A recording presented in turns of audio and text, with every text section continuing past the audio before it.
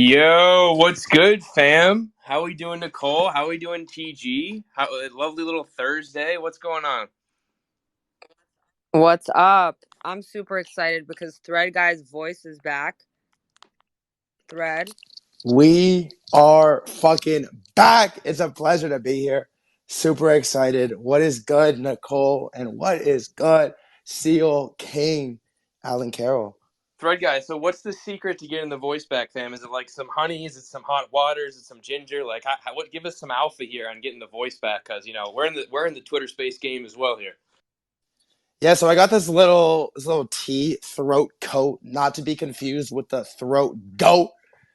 Dropped a couple in, had a few sips, took a few days off. We are back and better than ever, Alan Carroll.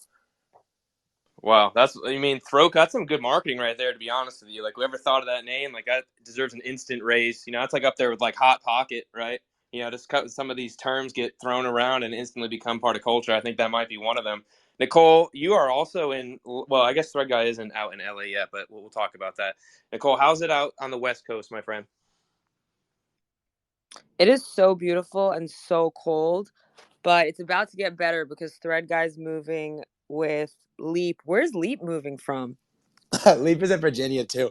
The only two MFers in this whole fucking space that live in Virginia, but we'll be out there soon. Damn, bro. It's about to get much Bro, better. It's about to get much better Alan out here. Carroll, where are you? You give me like Ohio vibes. Ohio, dude. Come on, dude. That's hella disrespectful. Like that, no comment on that, bro. I'm in Miami right now for a little while, hanging out, meeting the Hashflow team. It's been great so far. It's just meeting some new coworkers. They're treating me, as some wonderful tour guides of the city because I haven't spent too much time here. But I'll be back on Rhode Island soon enough, so it's not too bad. But Threadguy, LA is quite the culture change there, my friend, from Virginia. How exactly did you land on that out of all places? Yeah, man, from the basement to the West Coast, pretty big move there. But no, man, I think LA is sort of the hub for not just Web3, but for the entertainment, the the influencer scene. I've been doing a little Twitch. Like I just feel like everything is out in LA. It was kind of between Miami, which I really fucking enjoyed during our Basel. Miami was a blast, and LA. And I was out there for a week, probably a month ago. Actually met Nicole when I was there, and I was like, "Yo, I have to be in LA if I want to do what I want to do." So we said, "Fuck it." We packed up the basement, and we're getting our ass out there, Alan Carroll. Bro, that's actually crazy. LA is certainly a special place to be. There's a lot of creators out there already. There's a lot of the Web3 scene out there. But you did mention Twitch. And, one of the impressive things that you've done that a lot of people are now emulating is like broadening your platform from just Twitter. And I think you even were talking about on this space how you were starting to get some people on Twitch who did not know you from crypto Twitter, which I'm sure is super cool. So how did you kind of get into Twitch, and where do you kind of see that going for you? Like, is that going to be your main platform from now on? Oh yeah, twitch.com/Threadguy. Share your handle too, fam. Yeah, it's in the bio. HTTPS twitch.tv/threadguy. Drop a follow. But no, where I'm at with it, and look, I've definitely been pumping it more than I've been streaming. So I got a little bit ahead of myself. I get a little excited and start jumping the gun here. But no, I just feel like the market's been picking up, but all in all, we've been in a bear market. Shit's been pretty slow. Twitter's been stagnated. Spaces have sort of been stagnated as well. And I'm looking at it like, if I want to keep growing, if I want to keep expanding what I do, I need to get off just Twitter. Like, I think I had a moment. I've been shadow banned 2 times in the past 2 months. And both times, like, you know what it's like, Alan Carroll, to hit the shadow ban. And every time you get shadow banned, you realize, like, yo, I really only exist on one platform. I'm a one platform pony, Alan Carroll. I'm a one platform pony. And all it takes is Elon to get mad at one of my tweets, hit me with the shadow ban, and then you can't hear me, you can't see me, you can't see my posts at all. So I don't know. I've been wanting to expand what I do. I've been wanting to expand the diversity of my content, not just what platforms I'm on, but the style of content that I do. I want to show my face. I want to, create some videos, taking some inspiration from K Goat, K Money, and we just popped up the Twitch and we've been streaming. It's early. I'm not trying to overpromise, underdeliver here, but I think it has a lot of potential. And there are very few creators in Web3 that are even willing to show their face, let alone move to another platform and start streaming. So I'm just trying it out, going to see where it goes, and kind of going from there. Are you thinking more like educational crypto content? Are you going to be covering topical stories? Like, what kind of content are you kind of leaning toward to grow an audience on a new platform? That you are starting from zero, which everybody should be comfortable starting from zero, right? Like, just because you did it once, you absolutely can do it again. You've already proved it to yourself. So respect to you for willing to start over. Thanks, Alan Caroll. I think I had to get over myself a little bit and be comfortable starting in the mud first and foremost. Like I had to be okay with, okay, no one gives a fuck about you on Twitch. This isn't Twitter. You can't just throw out mid shit posts and gain followers. We're doing a new platform, new strategy. You got to be okay with being in the mud. But I'll be honest, long term, I do not want my Twitch to have anything to do with Web3, to have anything to do with crypto, to have anything to do with NFTs. And you might be wondering, oh no, Threadguy, don't leave us. Don't leave us in the Web3 space. Don't worry. I'm not fucking going anywhere. I'll still be doing my spaces. I'll still be throwing out my generic GM tweet. I'll still be throwing out my mid shit post. But I feel like I want to use this as an opportunity to expand my reach, to expand my content and try something new. And I look at it like mass adoption isn't just going to happen, right? Like it isn't just going to happen. We got to go grab that motherfucker by the balls and reel it in. That's what I'm trying to do with Twitch. Like, I have 100,000 followers on Twitter. Imagine if I could have 100,000 followers on Twitch, none of which knew anything about Web3, anything about crypto. And then when crypto was cool again and ETH is 5K and we're rallying and, grandma wants to know if she should buy Cardano, then we hit him with the Trojan horse, introduce Web3, introduce crypto, and all of a sudden, mass adoption is looking a little more obtainable. When you did your Twitch stream last time, how long were you on and what did you talk about mostly? Yeah, I was only going to stream for 30 minutes, but then Nicole came in, dropped a follow, dropped a sub, dropped a donation. And I was like, yo, I can't rug it now. I'll be honest.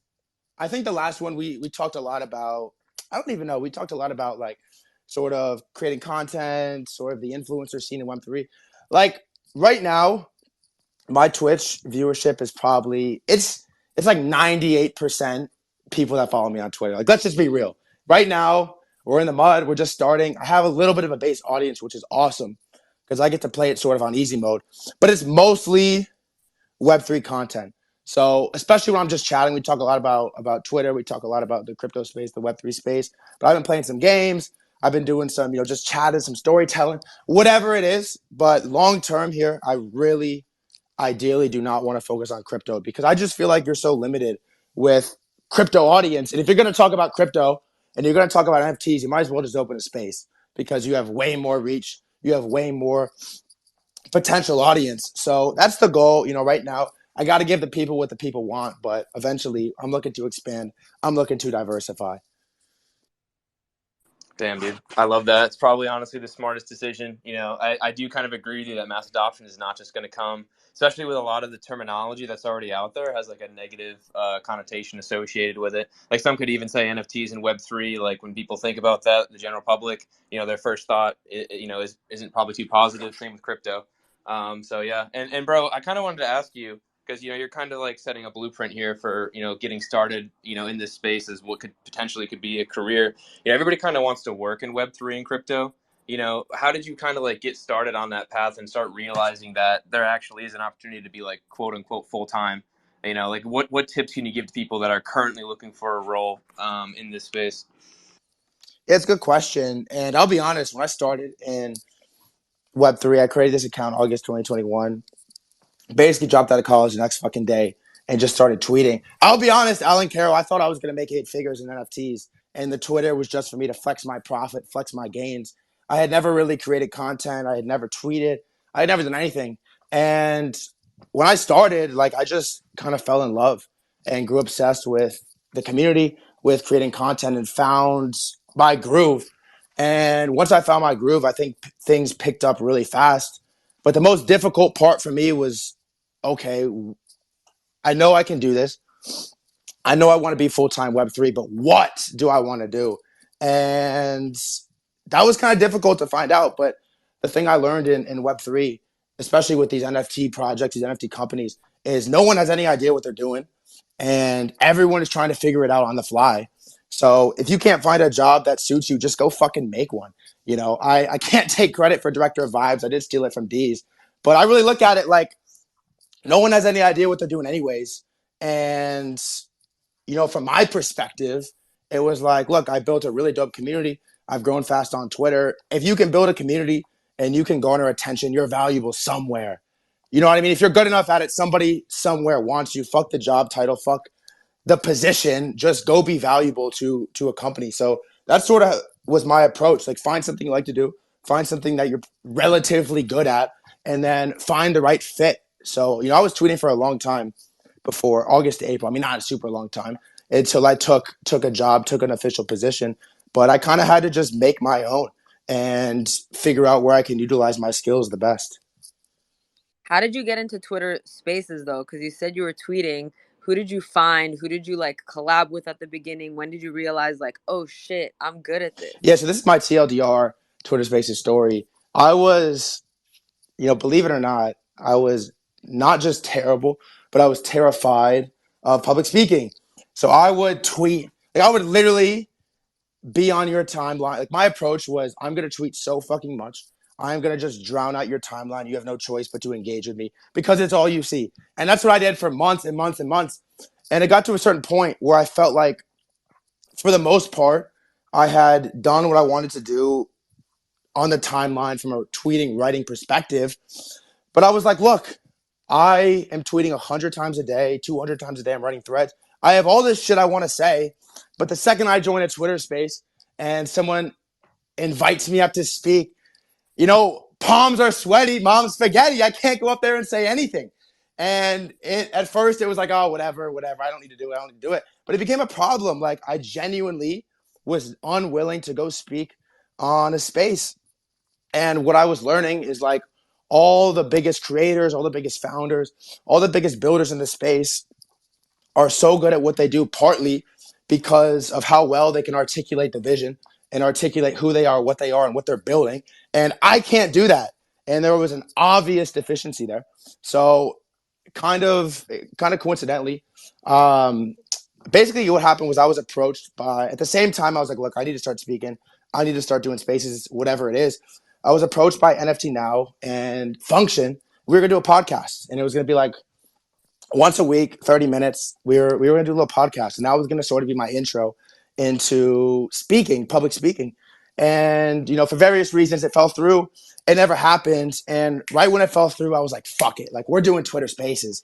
So I started co-hosting Twitter Spaces with Chill and Villain, and we did that for, I mean, every single day for like 5 months. At first, I was terrible at it. Got a little better, and now we're still in the mud, but we're mediocre at it. But it was easy. It was such an easy transition because I just started co-hosting, and I didn't feel like I had a ton of pressure on myself. I kind of allowed myself to be shit at it and to not be good, and to just start co-hosting and slowly build up a little confidence, build up a little consistency, and now we're here. I host my own spaces every single day, 1 p.m. Eastern, if you want to pull up. Not trying to chill, and we're still in the mud. We're still not very good. We're still getting better. But I think that's the most important thing, is realizing where you're deficient and getting a little better, getting a little better. Bro, absolutely. Sometimes you just have to say, fuck it, we ball. And, that's just kind of the way it is. We got some other people who frequently speak on spaces and always are delivering alpha, too. Just like kind of piggybacking on that last question, Ashley and Malik, how did you guys kind of become comfortable speaking on spaces with hundreds, sometimes thousands of people? Like Threadguy was saying, mom spaghetti, palms are sweaty, whatever the hell it is. That's right, Eminem, that's my fault. But still, give us some tips here on how you guys kind of, deal with those nerves, and how did you become so proficient in delivering this alpha?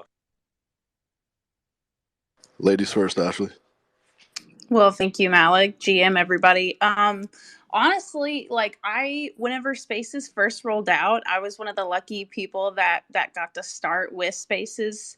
And so I kind of like started there, and we started with maybe like 20 to 50 people.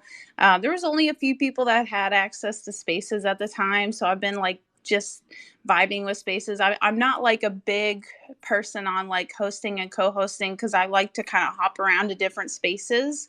What's helped me personally, like I had the same thing as Threadguy. Like I have never been like a public speaker type. Like I trip on my words sometimes. It's sometimes hard for me to like articulate exactly what I want to say, but over time, like I just started hopping into every space I could, every big space, every single person that I knew that was hosting a space. I just hopped in there and started talking. And even if sometimes I didn't know exactly, you know, what was going on, I still wanted to participate, even if it was something funny or something that I experienced that was related to the topic.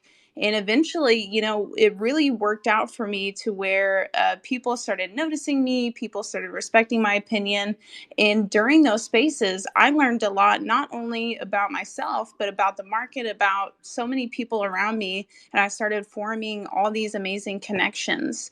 And, you know, that's all it really takes is consistency. Like I am usually in a space every single day, if not, you know, maybe 3 spaces, you know, at minimum, usually during the week, because I like to participate. I like to be, you know, sometimes I'll be at Threadguy space for a week straight. Sometimes I'll be at, you know, Witter space all week. I'll be hopping in everywhere because you have to get to know every single person. You know, sometimes it's important to kind of mix up your day. Like I wish that I was consistent enough to do something every day and participate in my own space. And maybe one day I'll get to that point. My schedule is a little erratic right now, but honestly, you know, while you're kind of exploring spaces, get into all different spaces. Don't just stick to one, go everywhere. And I think that will really help you not only form your own voice, but make those connections to start bringing in an audience for when you want to do your own spaces and content. Alpha alert. You guys are getting some free alpha. You know, this is like utility. This is the backbone of Web3. Malik, go ahead, fam. Yeah, so I mean, my background's a little different. I was a litigator for a long time. Very comfortable speaking in public, so it wasn't so much the nerves because like what's fucking spaces with 1,000 people compared to like being in person with like a federal judge and like an attorney on the other side trying to like just roast you at every turn. So it wasn't so much the public speaking side of it, but it was getting my legs underneath me and like learning sort of how spaces work, what the vibes are, like learning to read a room, and then learning when to like hop in and like add value when you can.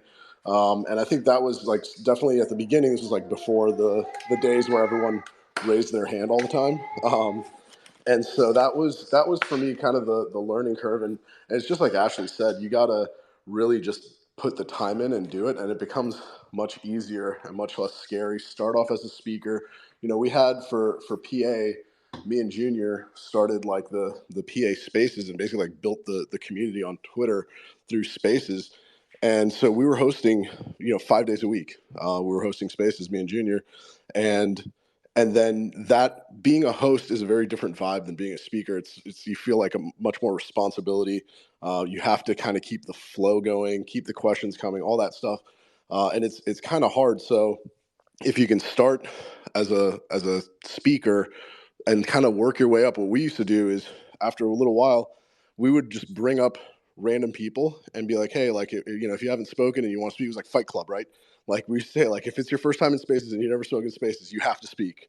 And like we'd bring people up and just like let them be nervous and kind of like nurture them a little bit, get their that first little bit of nerves out of the way. And then what we would do is we would start bringing them up as co-hosts. And it's like, hey, did you know that like you can mute people, you can kick people, like all the things, and like let them co-host. And then eventually what we did is we transitioned those 5 days a week of PA spaces that we used to run is we built out like a little team, and everybody has their own day with their own topic. And it's all people that kind of came up and grew through that community. And it wasn't, and that was great, but it wasn't until I started going out to other people's spaces and branching out from my kind of little insular community there that I feel like I hit my stride and found kind of what people like. And I think really the number one tip I would say is like just put time in, but also like learn how to read a room, see if it's like people are joking, see if they're serious, and time what you say so that people then appreciate what you're saying, and it's not just like you're hopping up and saying fucking GM, hey, I'm a huge fan, right? Like start to add value, and then people will recognize that you have value to add, and they'll start bringing you up as a speaker, and then that's how you kind of get your legs underneath you. Love that. Two different approaches. Just sounds like you got to get some practice out there, fam. Just, get out there. Even if you're scared to do it, it doesn't even matter if there's 10 people in a room. It's just good to get those practice reps in.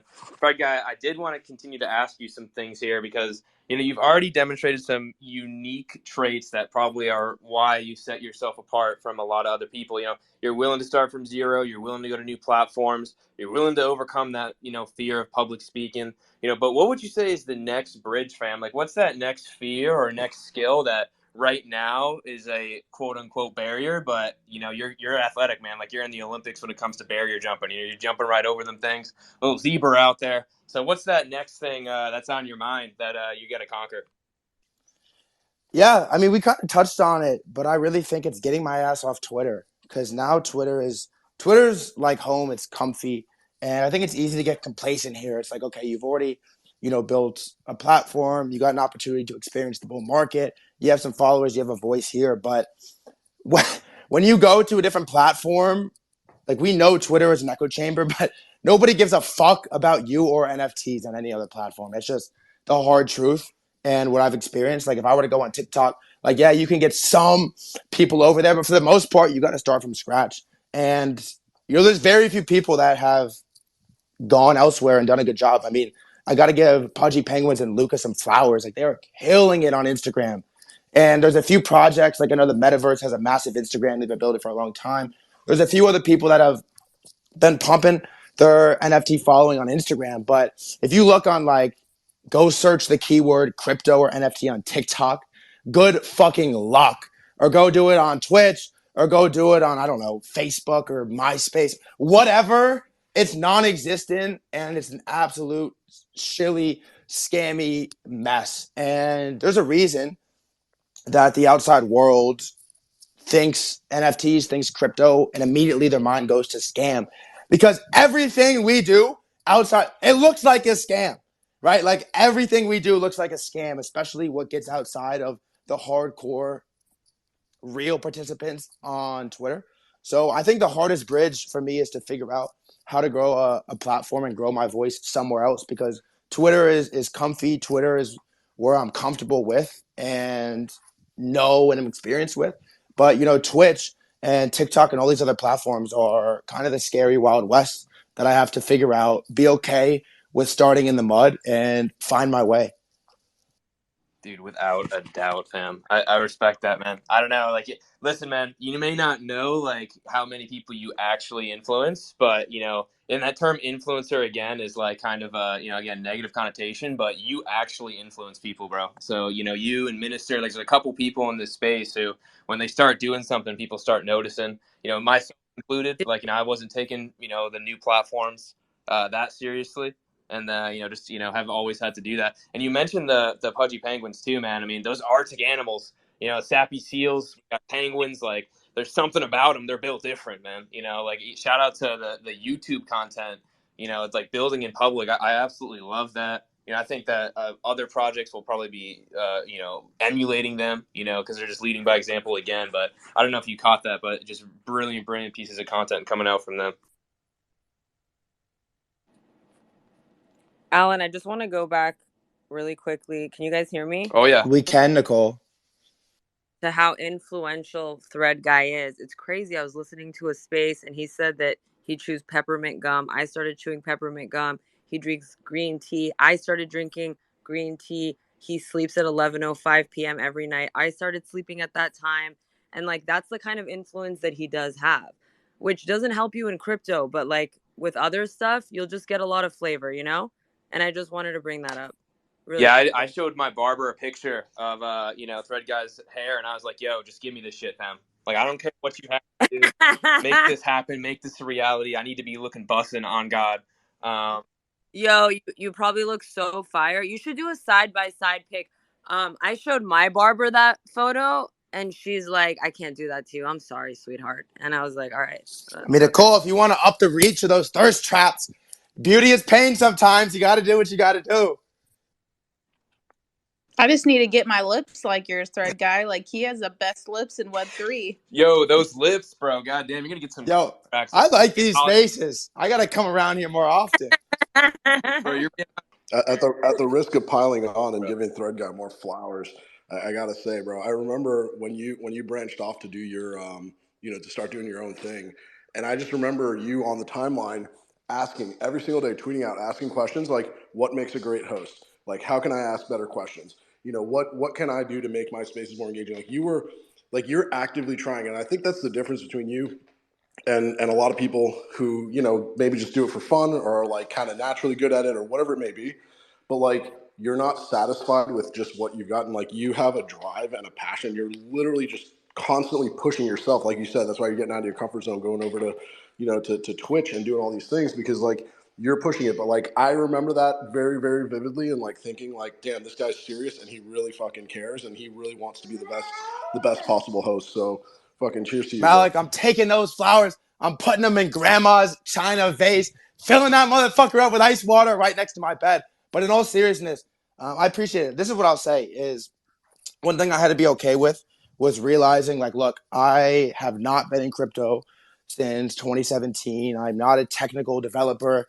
I'm not a whale or a trading expert. I'm not a founder. So I have a lot to fucking learn. And especially hosting these spaces, talking about everything that's relevant in the space. We talk about a lot of shit that I know absolutely nothing about. And I think I have to be okay with knowing nothing, asking dumb questions, and sort of being in the mud. Like, I keep coming back to this, but we were hosting a space last week, and there's like 1,000 people in the audience talking about these fucking Bitcoin ordinals. And I had no clue what was going on. And I asked a question about Bitcoin subscriptions instead of Bitcoin inscriptions, because I had no clue what's going on. And I was very open that I had no idea what was going on or what we were talking about. But I feel like it's the effort that counts. It's the thought that counts. And you're just not going to know everything, especially as someone who's fairly new to the space. Like, I wasn't here in 2017. This is my first bear market. If you couldn't tell by the mutant ape and the broccoli hair screaming noises, I am new money. So I'm trying to figure it out just as much as the next person. And I think that's been pretty valuable in my approach here. Dude, no cap, on God. That is facts. Josh, what's good, fam? You got your hand raised very politely. How are you, sir? Hey, brother. I'm doing all right. How are you? Oh, no complaints at all, fam. Just talking with this bussin' influencer Threadguy. You know how it is. Yeah, it was really interesting hearing him talk about the branching out to other platforms. You don't really hear people talking about that much, but it's actually like it's really an important thing that more people need to start thinking about. I've been doing the exact same thing with YouTube right now, trying to figure out this new algorithm that they got with this YouTube Shorts. They're going to start. You can monetize that now. They got a huge barrier. Like you have to get like 10 million views in like a 30-day period or something. It's ridiculous if you want to monetize, but I just passed my milestone, my six-figure milestone, my 100K plus a month milestone. So I'm doing something right. But it's completely different than it used to be. You think of YouTube and you think of, oh, you got to have 1 million subs if you want to even get like 50,000 views a video, right? You got to have millions of subs. It's all about subs. It's all about subs. Well, now it's not about sub count at all. It's actually the complete opposite of Twitter. It doesn't matter how big your number is on the audience side. They bring the audience to you now. So now it's all about the content. You got to get the content right. You got to get the thumbnail right. You got to get your tagging right. You got to get your targeting right. You got to get your timing right. And you get those 5 things right, and the algorithm is just magical. It just brings it to you. Like my videos just started, like the video that went to 100K just started going hyperbolic randomly. Like it was just sort of like cruising linearly, and then just something caught, and when the timing was right, when the demand was there, whoosh, in came all this audience, and I just happen to have my content in the right place at the right time. And this is the magic to success in YouTube, it seems, is that you have this base of quality content, and then that way, whenever there is a moment that the audience is there, the demand is there, it comes to you. first instead of somebody else. And so I'm figuring it out, and I'm glad to hear other people are thinking this That's way cool, too. man. I just started YouTube as well, posting some shorts because I was like, I'm making this content anyway. You might as well post it on there. One of the videos got 2,000 views, and I was like, bro, this is the dopamine I needed, so yeah, I'm hooked already, man. Like a new platform. Like, Wait until you see that parabolic, or not the hyperbolic. Oh yeah, parabolic. Wait until you see that parabolic curve take off, because yeah, like the 2000s. I remember that moment too. I'm like, yeah, dope, man, get thousands of views, and then just randomly it's just gonna whoosh, and you're like, whoa, what happened? And you got to study what you did right and figure it out. But yeah, it's cool, I'm at man. 4 subscribers right now, so brick by brick, you know how it is. But it's fun, man. You got to be willing to start over, and it's just good to learn new platforms as well. Just from the content creation side. But we do have some influential people on this stage. And something that has kind of been on the headlines has been artificial intelligence, right? So Threadguy, I want to ask you first. A lot of creators are using AI tools. I am not. I fucked around with ChatGPT a little bit. But it's kind of mid right now. I'm sure it will be fire in the future. But is there any thing that you have been doing, or have you dipped your toe in the AI world? Have you heard people talking about this? You're in the NFT Illuminati. You know things before other people do. What have you heard about AI here? Yeah, you're acting like you're not in the cabal with me either, Alan Caroll. I see those 10,000 followers. But in all seriousness, I'm not going to lie. I'm a complete AI noob. I kind of, I'll be real, because I know I'm not the only person that feels this. ChatGPT, Midjourney, all these things came out. And my first thought was being intimidated. Straight up was intimidation. And I was a little scared. I was a little hesitant. And I've kind of ignored it, or was ignoring it for a long time. But within the last week, the last 2 weeks, I was like, you know what, fuck it. Obviously, this is here to stay. Obviously, AI is not going anywhere. And it's going to affect a lot of people. It's going to change how we create content. I need to, put the ego down, get over my fucking self, and start using it. So I will say, I don't have a ton of experience with it. I fucked around with Midjourney a little bit. AI art is dope. But I want to start figuring out how I can utilize ChatGPT in some long form text content. Because look, the name is Threadguy. It's been like 14 months since I've posted a Twitter thread. Not trying to hype anything up, but that might be changing soon, Alan Caroll. Wait, you haven't posted with a new 1,000 character limit or whatever? Well, Like, today I posted "We are fucking back" 125 times and used up the 4,000 characters, whatever it is. But Twitter thread, no, I have not. well, just not for nothing, right? 4,000 character limit now. It's a 4,000 token limit, which token is roughly a character. It's not the same as a character, but you can. It's what a coincidence that OpenAI ChatGPT is a 4,000 token limit per prompt. It is. Just full disclosure, I'm a GPT junkie, so I know everything about GPT there is to know. But what I'm not great at, I learned it doesn't translate necessarily as naturally to art. So I made this art prompt. I had GPT write me the art prompt, but it made me the best art prompt of like this just beautiful photorealistic scene in front of a barnyard, and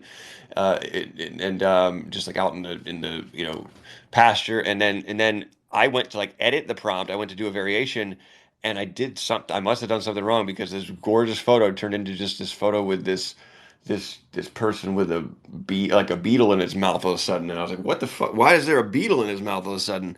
And then there was like a slingshot coming out of his eye, and I was like, what did I do to do this? So the skills don't translate, but just broadly speaking, when you're prompting AI stuff, AI generative, if you're getting something out of it that's wrong, it's actually most likely you. It can make mistakes like anybody, but it's probably you gotta give it the benefit of the doubt that it's probably you putting something, not putting in the right thing, not phrasing it perfectly, not phrasing it right. It's a miscommunication. Yeah, I just think AI probably watched Terminator and was like, "Yo, this motherfucker's spitting." That we might as well be trying to replicate this. So you can trust it for now, but what if AI was playing dumb? It was like, hey, we're just gonna make the humans think that we're just this basic ass tweet GPT generator thing, and then they're just gonna take over the world. But that's what I worry about. That's not necessarily what maybe you guys are thinking about these days. But AI rapidly. Have you seen Bing getting all passive aggressive and gaslighty and shit? Like those Bing AI Bing chat is apparently not doing very well with its rollout. No, that shit got real sassy. Somebody was like asking it if it was sentient, and it went off. It got like scary and kind of dark at the end of it. I saw a tweet yesterday about it. It's fucking wild. But I want to make sure we don't gloss over the alpha here. Threadguy just announced he's going to be writing threads again, but he's not going to be writing threads.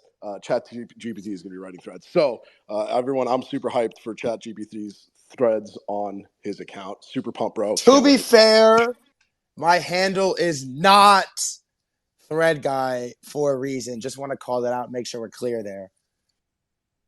Yeah, sounds fraudulent to me, but yeah, that's another conversation for another day. But hey, man, Do you have the Thread GPT handle on lock? Thread GPT, man. See, you got to squat. Thread Sell AI. it to him for like 10 ETH or something like that. You see what AI.com was just acquired for 11 million or something like that? Something crazy. You just never know, man. Like, shout out to the person that secured that, because AI was not on our radar, and then out of nowhere, it's everywhere. So that's kind of insane how that's kind of progressing. But what are we thinking here on the stage, Ashley, Malik? I mean, you guys are smarter than me.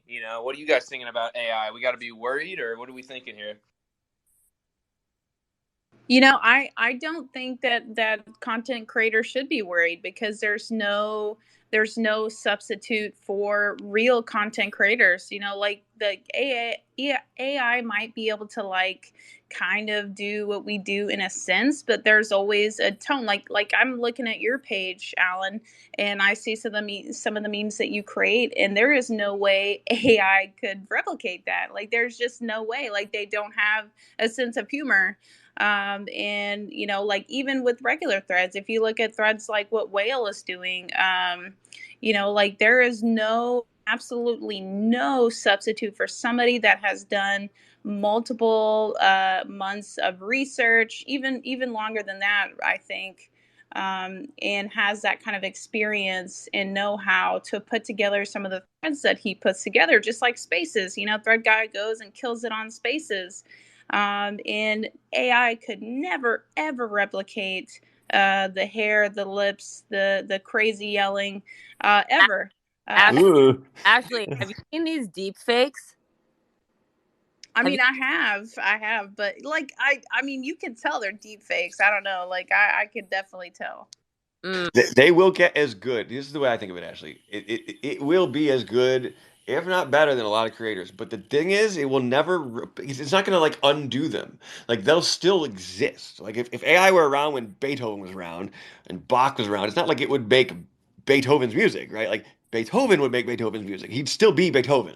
So it doesn't really matter how good the art gets, the AI art gets. It's like art isn't measured like that. You know what I mean? It's not. Art isn't like a finite scale. It's not a linear scale, and that's the beauty of art. So yeah, for that reason, I agree with you. People don't have to worry so much about it like taking over us. We'll share the space with them.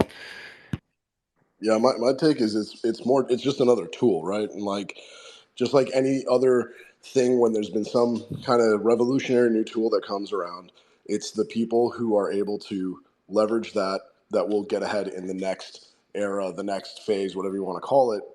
So I don't think it's about like replacing, but I think it's augmenting or supplementing what you're able to do. Maybe it lowers the barrier to entry for some people who aren't good at doing it the traditional way. But I think that really where you're going to see the big dividends is the people who are already great creators who learn how to use this, and then they're able to create some absolutely next level shit, or just do it more efficiently or more frequently. So I think in all, the quality of content will go up, especially from the best creators. Yeah, listen, man. AI is the op. It's on site. It's got to watch its back. That's all I'm going to say. I don't trust that shit at all. But something I did also want to touch on, because I know Threadguy is a very, very tight schedule here. So I want to talk about one more thing. The Bitcoin NFTs, TG, do you have a Taproot wizard yet? Udi is pushing this hard. I respect the fuck out of that. There's a lot of, pushback in the beginning from some Bitcoin OGs that I was a little surprised about, because these are the same people that were, very anti-censorship and pro-innovation not, too long ago. So what are your thoughts on Bitcoin NFTs, TG? Do you own any Bitcoin NFTs yet? What's the thoughts there? Yeah, man. I literally took 2 fucking days off of Twitter. I come back, there's like a Bitcoin revolution happening. It's like Oh my God, it's ridiculous. You can't take any time off here. But no, I think Alan Carroll, I think it's pretty cool. I think it's dope. I think in a general sense, even if you don't like Bitcoin, if you don't like the Bitcoin maxis, I think it's incredible to see NFT adoption coming from anywhere. So big win there. 2 days ago, I was ready to burn the fucking mutant for the ordinal version. And I don't know, man. I was close. I was really feeling it. We were vibing. That's how I lost my voice, by the way. Wait, do you know what ordinal means now? Did you figure it Uh, out? Let me ask ChatGPT really quick. Hold on. But we're getting there. Exactly. I was gonna burn the mutant for some shit. I don't even know what it is, and I don't know. I don't think it's gonna happen. I was getting some cold feet. I'm not gonna lie. Hey, you're a Degen all the That's way. that's I what we love it. that's what we do, man. That is what we fucking. It is called basic Degenomics. So I'm trying to fill these big shoes here, but no, Alan, I don't own any.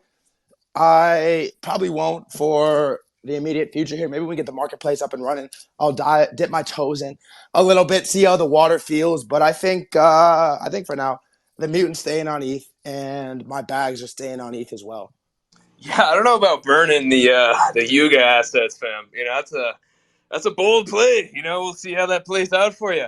Elo was getting a little upset with me, and I got a little scared. I was like, all right, all right, all right. I like this relationship. I like what we got going here. Let me chill. Let me go sleep on it. Listen, bro, if that starts becoming the meta to burn Yuga assets, I might be going the other way. Because I'm still bullish on them. Love what they're doing over there. I do love the Bitcoin NFTs though, man. I mean, D gods as well. Like putting them all in the same block, like that was cool as fuck. It's just again like these opportunities come. Like last week, there was like maybe 3 people talking about Bitcoin NFTs and like knew what they were, and then today it's like if you don't know about them, it's like where have you been, fam? It's like imagine like you were in a coma for a week, bro. Like it's like 2 years in Web3, so or crypto land. So you'd have to be catching up. But Threadguy, I know we've got like 2 more minutes. I appreciate you stopping by and sharing some thoughts on Degenomics. Is there any final thoughts, any final words that you wanted to talk about before you jump to your own space, which is in 15 minutes? Let's not forget that. So fuck the name, right? Because who gives a fuck about the name?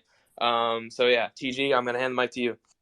Yeah, I just want to close with giving you some flowers, Alan Carroll. I mean, fuck, from memer to full-time spaces host, you're fucking killing it, dude. Incredible space, great questions, great flow, great organization. You deserve some flowers, man. It's pretty. Where's our flowers reaction emoji? Come the fuck on. It can explode. They can fly everywhere. Yeah, maybe if Elon still had more than one engineer on the staff, we would have some flowers. But Alan Carroll, you deserve some fucking flowers, man. Great space. Incredible to see the transition, and you got my full support. And it is always a pleasure when I get to share a stage with Miss Nicole. So thank you all for having me. Thank you for the fucking space. Thanks for the questions, and thank you for your time. It was a banger. Yo, TG, you're a fucking legend, bro. You already know, like, linked up with this guy IRL multiple times. He's a real one. Watch him too, man. This guy's going places. Nicole is the partner in crime. She holds everything together. Her back must hurt for making this space as successful as it is. So I appreciate you, Nicole. I'm sorry about the back. Hopefully we'll figure that out. Ashley, Hey yo. Ashley, Malik, Josh, y'all are Whoa. some real ones. We appreciate you sharing Welcome back, TG. some Thanks, man. alpha. We got some great thoughts on the space here. It's recorded, so give it a run back if you guys missed the beginning. But yeah, we're gonna be doing basic economics every Thursday, 12 o'clock. Catch the next one. Peace. Let's go.